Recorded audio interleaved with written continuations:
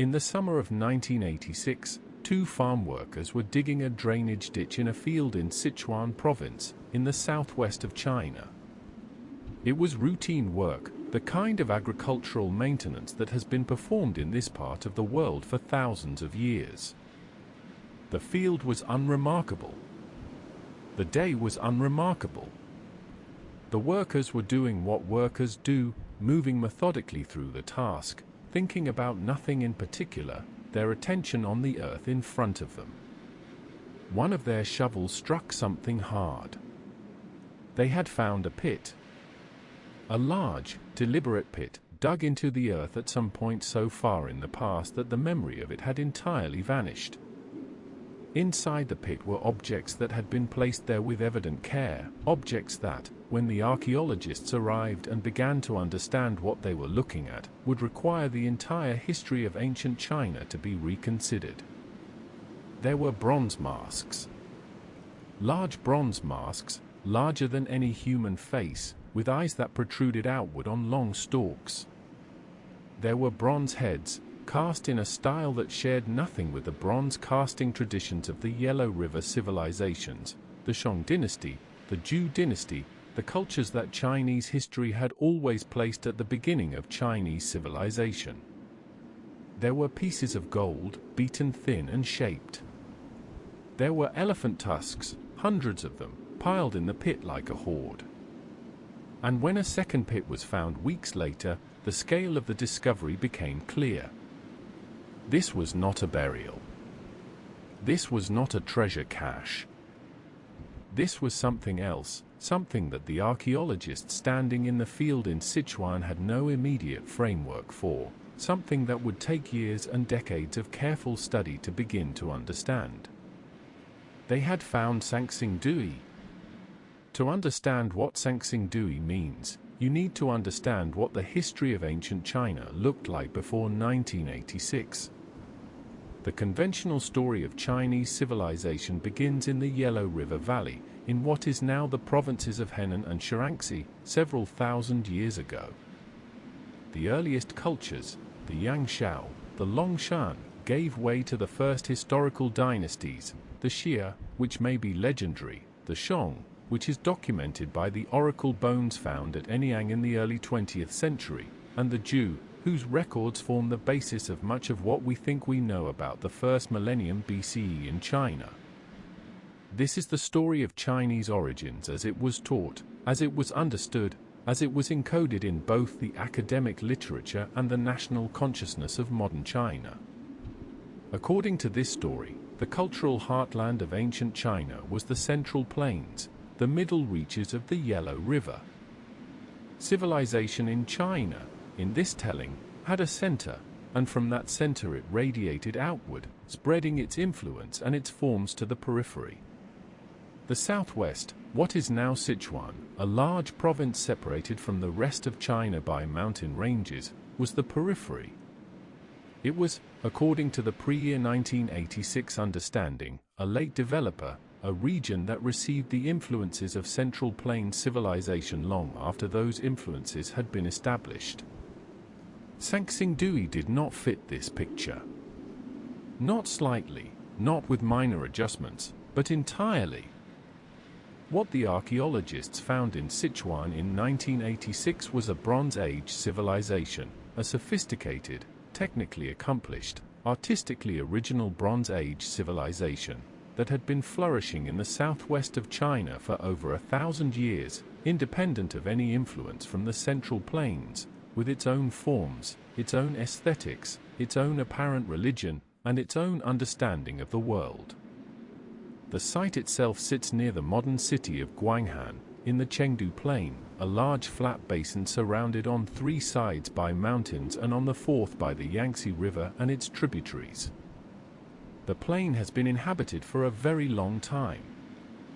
The Chengdu Plain is one of the most agriculturally productive areas in China, and it has supported dense human populations for millennia.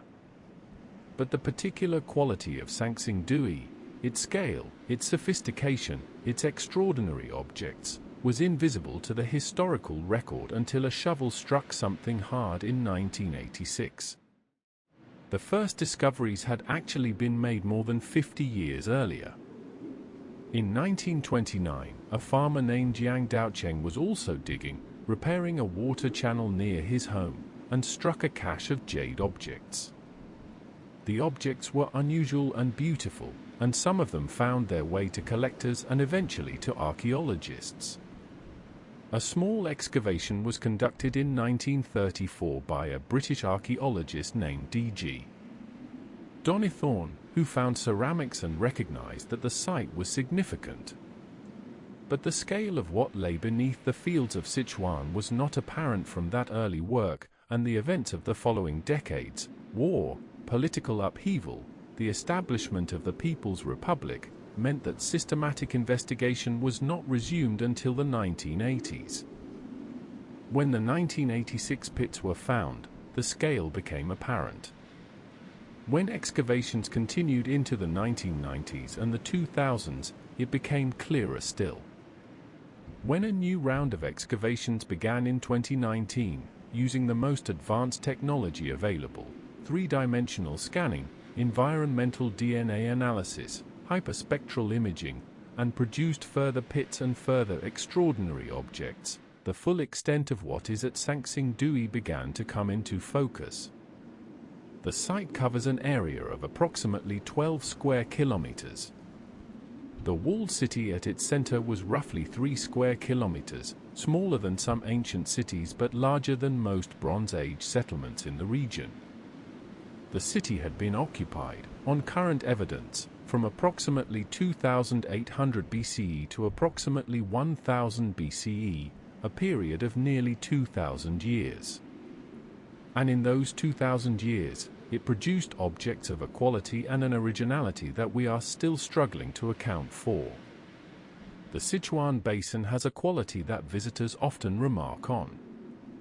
It is enclosed, surrounded by mountains that cut it off from the climate patterns of the rest of China, that produce a particular kind of light, diffuse and softened, that gives the plain a quality of being slightly separate from the rest of the world. The mountains to the north and west are among the highest in Asia. The eastern edge of the Tibetan Plateau rises just beyond the basin's rim, and in winter the snowfields are visible on clear days from the city center of Chengdu.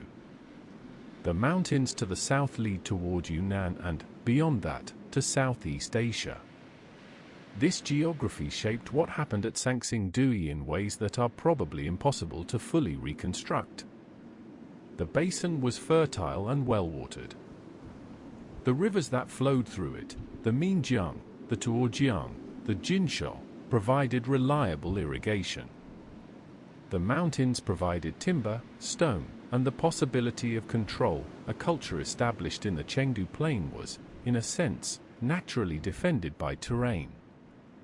It could develop in relative isolation. But isolation is not the complete picture. The Sanxingdui bronzecasters had access to tin and copper, the two metals required to make bronze, and neither is found in large quantities in the Chengdu Plain. The nearest substantial copper deposits are in Yunnan, to the south. The nearest tin deposits are in the mountains to the west. This means that Sanxingdui was engaged in long-distance trade, that it had connections to cultures and regions beyond its immediate geography. The city was not sealed from the world. It was connected to it, in ways we have not yet fully mapped. What the city looked like, how it was organized, who governed it and by what means, these are questions that the archaeological evidence has only begun to answer. The walled city had an outer wall and what appears to have been an inner precinct. There are remains of large structures that may have been palaces or temples. There is evidence of craft production, bronze casting workshops, kilns for the distinctive Sanxingdui pottery, areas where raw materials were processed. There are cemeteries, but they are simpler than you might expect, with less elaborate grave goods than the sacrificial pits contain.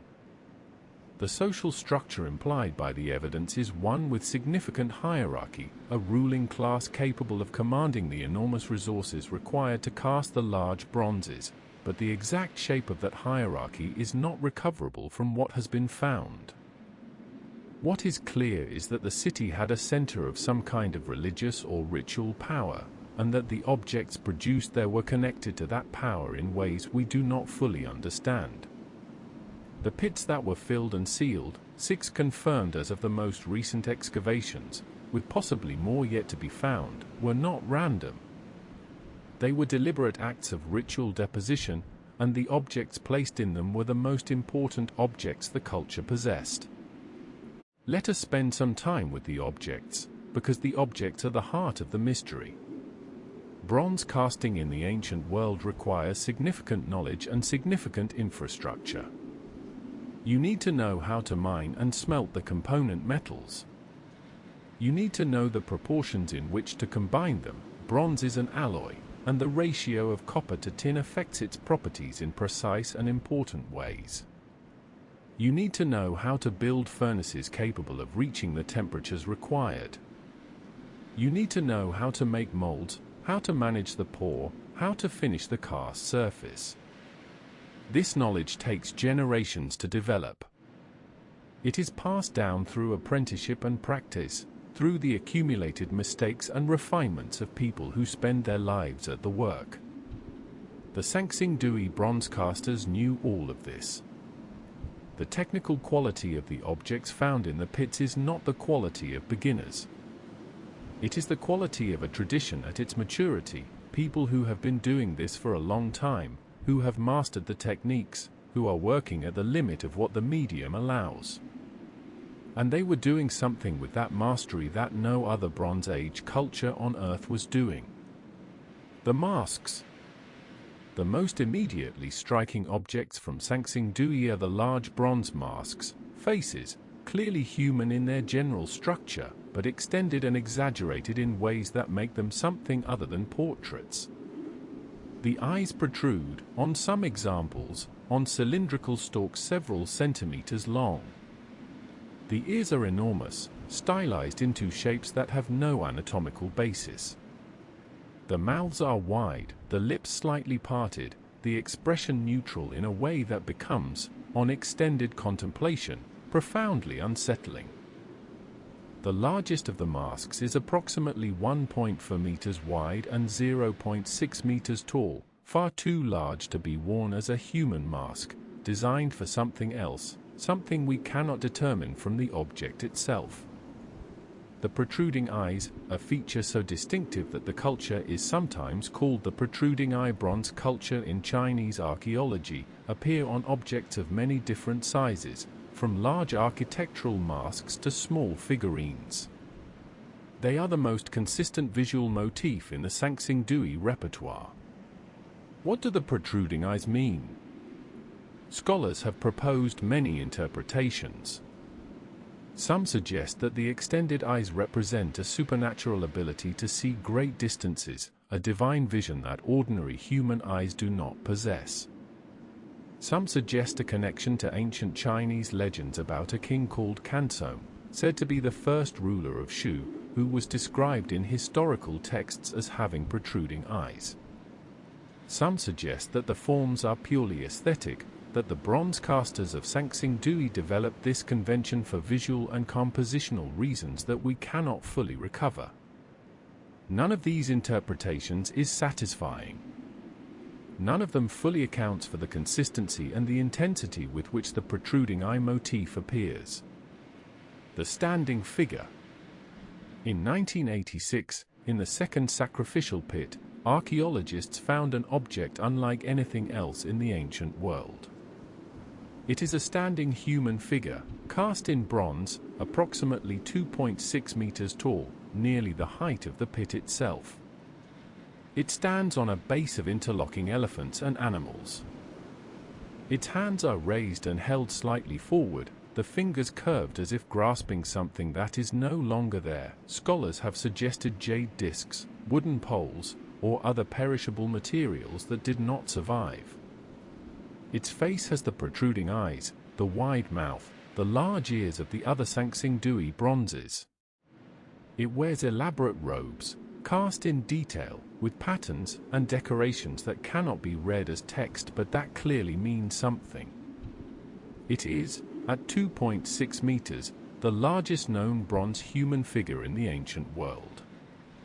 The technical achievement of casting it in a single pour, or in coordinated sections, which is what the evidence suggests, would have been remarkable in any ancient context.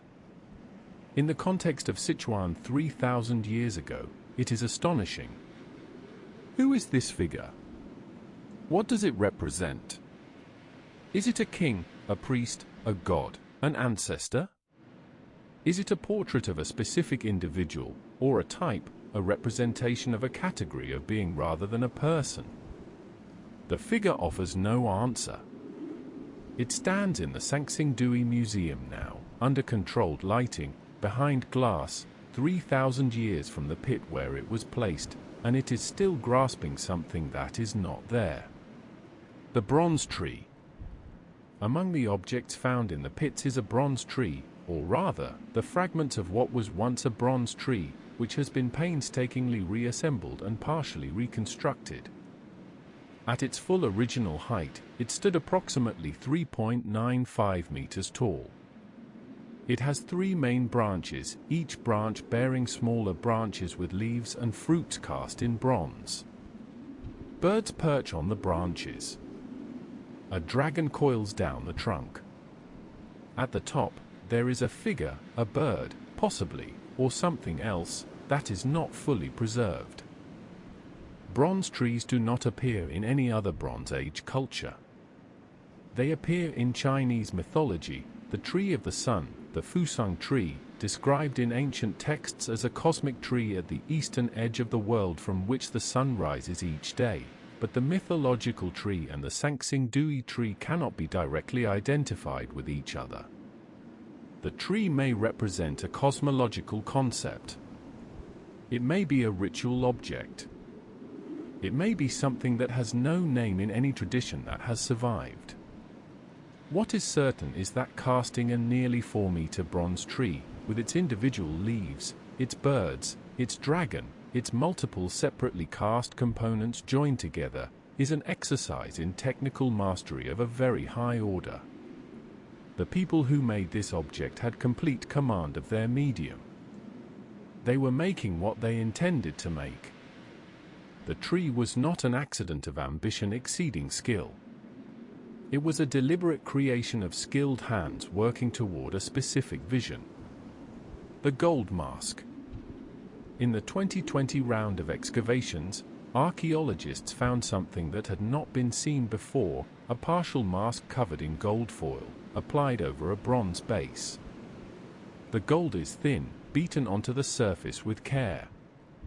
The mask is not complete, it was clearly broken, possibly deliberately, before it was placed in the pit, but what remains is of extraordinary quality. Gold working in Bronze Age China is rare. The Shang dynasty, the best documented early Chinese civilization, used almost no gold in its ritual objects. The appearance of gold at Sanxingdui is therefore significant. It suggests connections, possibly through trade networks, to cultures in the west or southwest of China where gold working was more developed. Or it suggests an independent tradition of gold use at Sanxingdui, one that we have only glimpsed in the objects found so far. The ivory. In the sacrificial pits, archaeologists found elephant tusks, hundreds of them, piled in layers. The presence of elephant ivory in such quantities tells us several things. It tells us that elephants were present in the Sichuan region 3,000 years ago. The climate was different, warmer, and Asian elephants ranged much further north than they do today. It tells us that Sanxingdui had the capacity to obtain ivory in large quantities, which implies either local elephant hunting or trade. And it tells us that ivory had significance, ritual, symbolic, economic, or some combination, that justified its inclusion in the sacrificial deposits in these numbers. The ivory has not been fully studied. The tusks are fragile, requiring careful conservation before they can be properly analyzed. What they contained, the organic residues, the traces of what they were used for, the evidence of how they were processed and stored, is still being recovered. Let us ask the questions that the objects force on us, and let us be honest about the state of the answers. Where did they come from? This is the first question, and in some ways the most fundamental. The Sanxingdui culture did not appear from nowhere, no culture does. It had predecessors. The archaeological record in the Chengdu Plain shows earlier cultures, the Baodun culture, roughly 2800 to 2000 BCE, that laid some of the foundations. Baodun sites show early walled settlements, pottery traditions, and the beginnings of the agricultural intensification that would sustain Sanxingdui. There is continuity, and the continuity matters. But the specific forms of Sanxingdui, the bronze casting, the particular aesthetic of the masks and figures, the ritual practices implied by the pits, do not have clear antecedents in the Baodun culture or in any other known culture in the region. The transition from the relatively simple material culture of the Baodun period to the extraordinary technical and artistic achievements of Sanxingdui's peak represents a leap that the archaeological record has not yet explained. Something happened in the Chengdu Plain between roughly 1800 and 1200 BCE that transformed a regional culture into something genuinely unprecedented. One possibility is external influence, contact with cultures that had already developed bronze casting traditions, whose knowledge was transferred to Sanxingdui through trade, migration, or some combination. The Central Plains Bronze Age, centered on the Shang dynasty, was developing sophisticated bronze casting at roughly the same time. Some researchers have proposed that Sanxingdui learned bronze casting techniques from the Shang, or that Shang craftspeople migrated west. The evidence is ambiguous. There are some similarities between Sanxingdui bronzes and Shang bronzes in technical terms, the lost wax casting technique, the use of composite molds, that suggest shared knowledge. But the aesthetic is so different, so completely its own, that a simple diffusion of influence from Shang to Sanxingdui does not account for the results. If Sanxingdui learned bronze casting from the Shang, it immediately transformed what it learned into something unrecognizable as its origin. The student became something entirely different from the teacher. Where did they go? This is the second question, and it is equally unanswered. Around 1000 BCE, the dating is approximate and subject to ongoing revision. Sanxingdui was abandoned. The great city was left. The sacred objects were gathered, burned in some cases, broken deliberately in others, and placed in the pits that have been excavating since 1986. The people who did this then left. They did not leave a record of why. They did not leave a record of where they went. The city that had been occupied for nearly 2,000 years simply ceased to be occupied. Shortly afterward, possibly immediately afterward, possibly with some overlap, a new culture appears in the Chengdu Plain. It is called the Jinsho culture, named after a site found in 2001 in what is now a suburb of the city of Chengdu. Jinsho shares some characteristics with Sanxingdui: gold objects, jade objects, elephant ivory, some bronze casting, but the forms are different, smaller, less monumental. The great masks and standing figures of Sanxingdui do not appear at Jinsho. The relationship between Sanxingdui and Jinsho is one of the central debates in the archaeology of ancient Sichuan. Did the population of Sanxingdui move to what became the Jinsho site? Did they transform their culture in the process of moving, abandoning the monumental bronze tradition? Did some external disruption, flood, drought, military conquest, religious upheaval, force the abandonment of Sanxingdui and the deliberate deposition of its sacred objects? The evidence does not clearly resolve any of these questions. What it shows is that the tradition of Sanxingdui, the specific aesthetic, the specific ritual practices, the specific forms of the objects, ended. Whatever came after in the Chengdu Plain, it was not Sanxingdui. What were the pits for? This is perhaps the most immediately puzzling question, and the one that generates the most speculation. The sacrificial pits, 6 confirmed, possibly more still buried, contain the most significant objects the Sanxingdui culture produced, gathered together and deliberately deposited. Some objects were burned before deposition. Some were broken. The tusks were stacked in ordered layers. The bronzes were placed in patterns that may be meaningful but that we cannot read. This is not a burial. There are no human remains in the pits. It is not a hoard. A hoard is hidden for later retrieval, and these objects were placed with the apparent intention of not being retrieved. It is not a destruction. The burning and breaking of some objects might suggest destruction, but the care with which other objects were placed contradicts that reading. It is something between all of these and none of them, a deliberate, structured, final deposition of the culture's most important objects. The closest analogies in the archaeological record are what scholars call structured deposits or votive deposits, the practice of placing valuable objects in the earth, or in water, or in fire, as offerings to supernatural entities or as marks of significant transitions. The practice appears across many ancient cultures, in many forms. The specific form at Sanxingdui is unique, but the general category, valuable things given away irrecoverably, placed beyond human reach, is widespread. Why at this time? Why these objects and not others? What was the occasion, the event, the transition, the catastrophe or choice that prompted the deposition? These questions remain open, and they may remain open permanently. The objects were placed in silence and have been recovered in silence, and the reasons for their placement may be among the things that died with the culture that made them. Who were they? We do not know what the Sanxingdui people called themselves. We do not know what language they spoke. We do not know the names of their kings or their priests or their gods. We do not know whether they had writing, and if they did, we have not found it.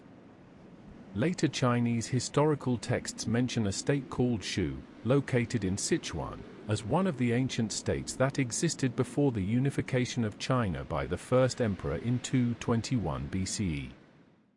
The legendary kings of Shu, Kanzong, the protruding-eyed king, and his successors, are described in texts written many centuries after the fact, in terms that mix history with mythology in ways that make them impossible to use as reliable sources. Some researchers identify Sanxingdui with the early kingdom of Shu. Others are more cautious, noting that the texts are too late and too contaminated by legend to support direct identification. What the people of Sanxingdui themselves understood about their world, their place in it, their relationship to the supernatural forces they clearly believed in and interacted with, all of this is visible only through the objects they left. The objects are eloquent, and they are silent. They tell us that this culture had a rich inner life, a sophisticated cosmology, a sense of the sacred that generated objects of extraordinary power. They do not tell us the content of that cosmology. They do not tell us the words of the prayers, the names of the gods, the stories that gave the masks and the figures and the tree their meaning. There is a detail about the ongoing excavations at Sanxingdui that deserves to be mentioned before we close tonight, because it changes the shape of everything else we have discussed. Of the approximately 12 square kilometers that constitute the Sanxingdui site, less than 0.2% has been excavated. Less than 1/200th of what is there has been examined. This is not a site that has been studied and found mysterious. This is a site that is still, overwhelmingly, underground. The 6 pits found so far, with their masks and figures and tusks and trees, represent an unknown fraction of what the site contains. The 6 pits may be representative of the whole, or they may be exceptional, the most important ritual deposits in a much larger and more varied site. We do not know, because we have not looked. The new excavations that began in 2019 used technology that was not available to previous generations of archaeologists. Three-dimensional scanning allows objects to be documented in the ground before they are moved. Environmental DNA analysis can identify the organic materials that were placed in the pits, materials that did not survive physically but left molecular traces. Hyperspectral imaging reveals details invisible to the naked eye. These tools are changing what is recoverable from the site, and they are changing what the site can tell us. What they are finding, in the new round of excavations, is consistent with everything found before and stranger still. New bronzes. New gold. New ivory. Objects that do not fit neatly into any category established by previous finds, that require new categories, new interpretations. The site is not running out of surprises.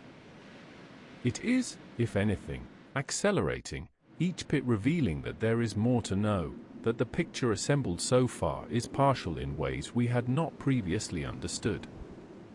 Let us think for a moment about what Sanxingdui requires us to revise. The conventional story of ancient China, of a single civilizational heartland in the Yellow River Valley, radiating its forms outward to the periphery, is insufficient. It was always likely to be insufficient. The history of human civilization rarely conforms to the neat narratives we build around it, and China is a vast, geographically varied, enormously long inhabited space that is unlikely to have developed in a single place and spread uniformly from there.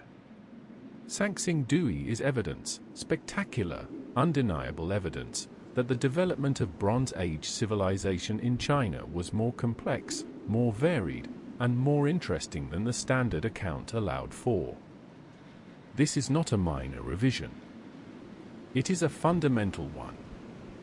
The question of how civilization developed, where it developed, what conditions it required and what forms it took, these questions look different in the light of Sanxingdui.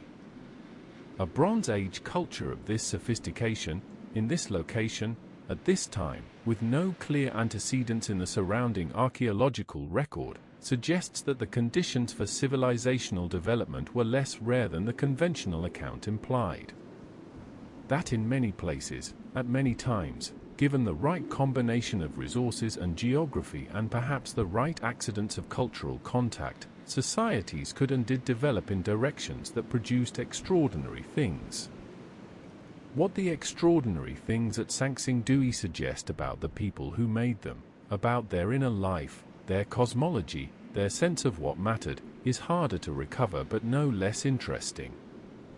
The objects are evidence of a culture that took its relationship with the supernatural world seriously, that invested enormous resources in the production and the eventual deliberate surrender of objects of great beauty and power.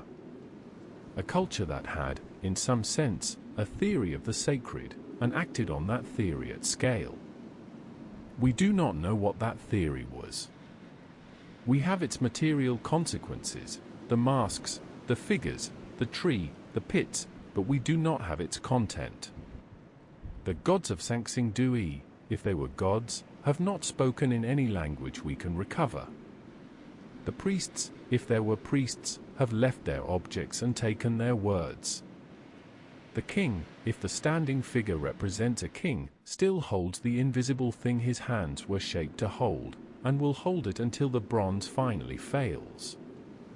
There is something about Sanxingdui that the other great archaeological mysteries do not quite have. It is not the age of it, there are older sites. It is not the scale of the objects, though the objects are extraordinary.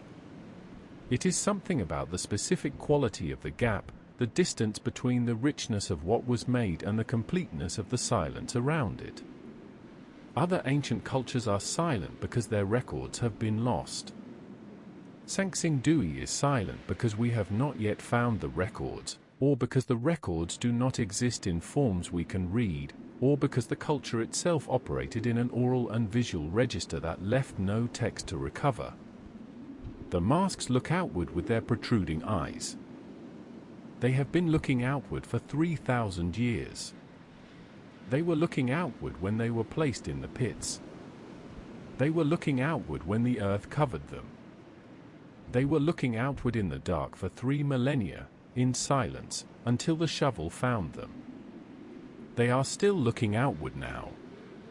At us, at the questions we bring, at the answers we have not yet found. Less than 0.2% of Sanxingdui has been excavated. Whatever else is there, we have not yet found it. Sleep well.